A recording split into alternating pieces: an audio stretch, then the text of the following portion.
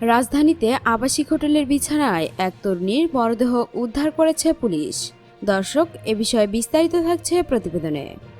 রাজধানী যাত্রাবাড়ি চৌরাস্তা এলাকার একটি আবাসিক হোটেল থেকে অজ্ঞাতনামা এক তরুণীর মরদেহ উদ্ধার করা হয়েছে। শুক্রবার বেলা 11টার দিকে খবর পেয়ে ঘটনাস্থল থেকে মরদেহটি উদ্ধার করে যাত্রাবাড়ি থানা পুলিশ। ওই তরুণীর বয়স আনুমানিক 25 বছর হবে বলে জানিয়েছেন পুলিশ।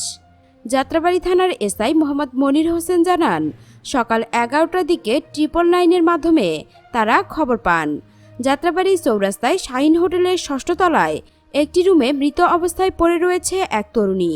সঙ্গে সঙ্গে হোটেলটিতে গিয়ে একটি রুমের বিছানার ওপর ওই তরুণীর মরদেহ পাওয়া যায়। তিনি জানান, রুমের দরজা বাইরে থেকে সিটকিনি লাগানো ছিল। সিআইডির ক্রাইম সিন ইউনিট ঘটনাস্থলে কাজ করছে। কিভাবে তার মৃত্যু হয়েছে তা জানার চেষ্টা চলছে।